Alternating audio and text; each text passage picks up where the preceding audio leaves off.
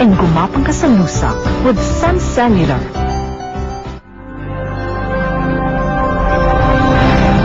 Pwede ba? Dalas-dalas ang naman ang pagdalo mo sa amin. Saan kami hindi ko nakakayanin ito? Kung mababasa ko lang sana yung pinagdadaanan niya at nagkaganito siya. Ang lakas-lakas ng ebidensya ko. Ricardo, mahirap kalabanin si Mayor Guatlo. Isa lang ang paraan para tanong siya. Ano yun? Lalabanan ko siya sa pagkagobernador. Si Rachel, yung anak ko, gusto parang sa inyo na kakasal na eh. Bakit mo pinayagan? Lalaki kakasal na ni Rachel. Siya yung bodyguard, yung driver na kinuha ni Rowena para kay Jonathan. Kailangan matigilan yung kasal. Saan ba sila kukuha ng lisensya para magpakasal?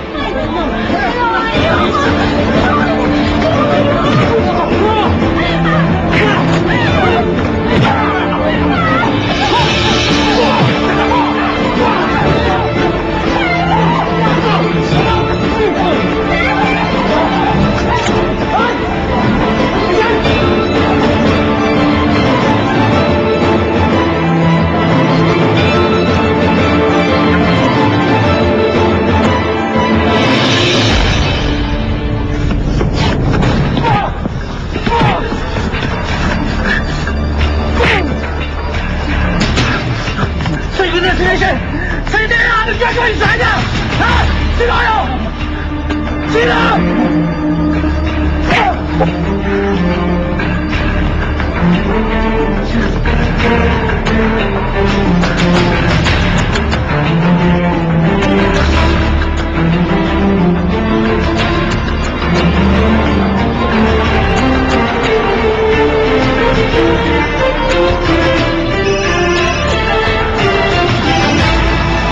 Hello? Oo, nakuha namin yung babae. Pero may biglang dumating na lalaki. Oo, biglang dumating. Andun pa nga si Jolas eh.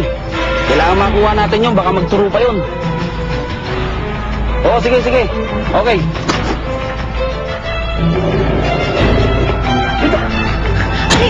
Bitawan mo!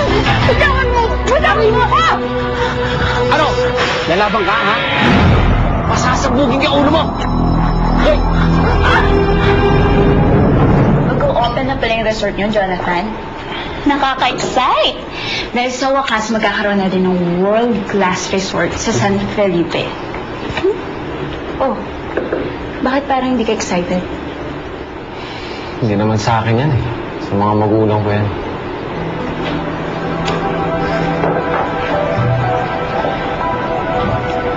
Bakit ganyan ka sa akin, Jonathan?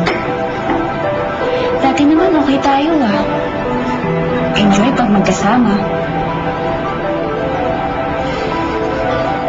Dati yun. Mga bata pa tayo nun. Alam mo naman na hindi ko gusto pumunta ng States, eh. Wala naman kaso sa akin yan eh. Eh, bakit parang galit ka pa rin sa akin?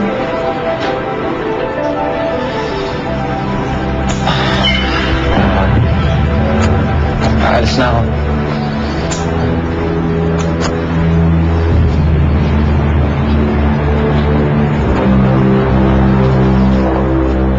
Sinabi ko naman sa kanya, babalik ako eh. I emailed him every day, pero hindi siya sumasagot. Ano bang problema ng kaibigan mo at napakasungit? Ikaw ba naman ang magkaroon ng sakit ng diabetes at paghigpitan ng mga magulang mo? Sa tingin mo, hindi ka pa bubwisit sa buhay mo?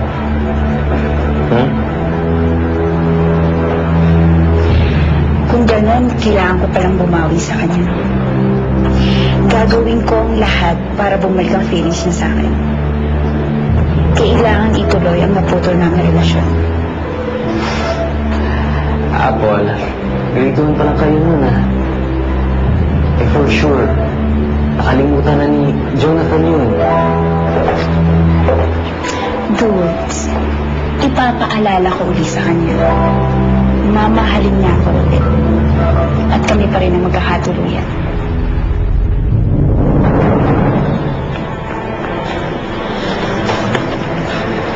Tumulong ako dito! Levi, anong nangyari dyan kay Jolas? Teka. Kilala niyo ba to? Ha? Ano nga ginawa niya?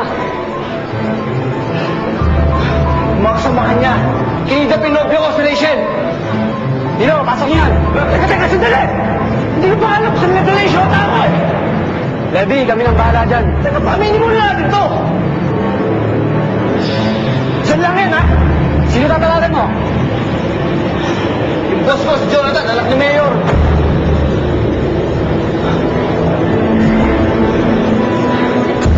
Boss. Hello, Levy. Pauwi na ako. Nasa ka ba? Boss, pasensya na. Kailangan ko yung tulong mo eh. Pasensya ka na. Wala na ako ibang matakbuhan. Si Rachel, yung nobyo ko, kinidnap eh. Ano? Kailan? Ngayon lang. Nahuli ko nga isa. Dinala ko dito sa presinto. Pero, hindi ako sa mga to eh. Kilala nila eh. Baka kasi... Sige. Diyan ka lang, ha? Akong bahala. Tatawagan ko si Dami. Boss, salamat, ha? Maraming salamat.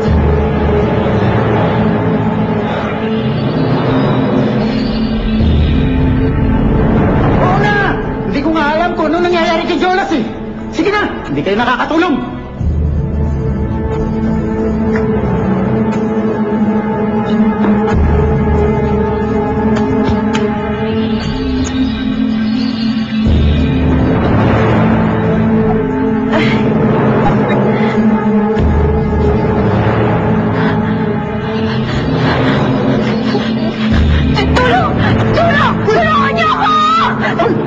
Tumigil ka! Kung ayaw mo mauna! Tulungan niyo ako! Tulong! Sige na! Subukan mo sumitaw! Kung ayaw mo salaksak ko sa bunganga mo to at ipaludo ko sa iyo ang bala! Sige! Sigaw! Ano? Hindi ka makasigaw? Kaya tumigil ka?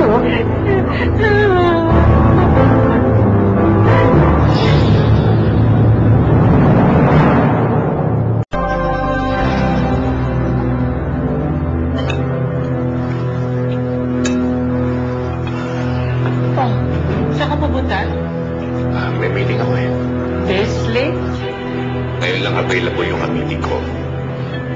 Siguraduhin mo lang meeting yung pupuntahan mo, ha? Hindi mating. Walang galang na nga, ma'am. Yeah.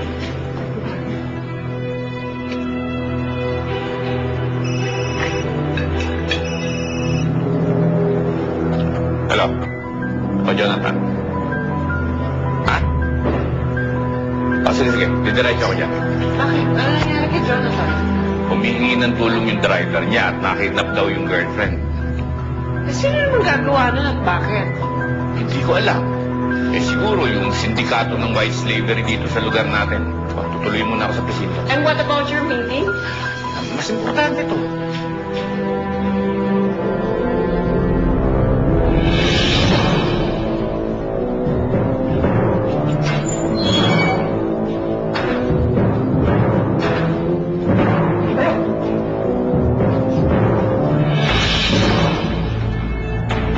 Sino ka? Mga sindikato ba kayo? Kumikita pa kayo ng mga babae pagkatapos ipinapasok sa prostitusyon? Okay. Siguro naman may ina ka. O may asawa, anak, na babae. Gusto mo ba mangyari sa kanila yung ganyan? Ang tagal kumanta eh! Salta! May konwag! Tinuluyan mo yun, hindi natin malalaman kung saan niya dinala si Rachel.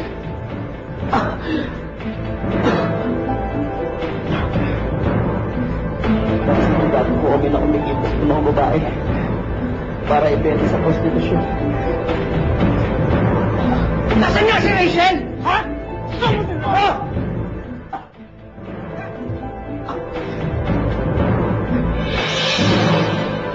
Sige, Vega. Nandun po yung babae.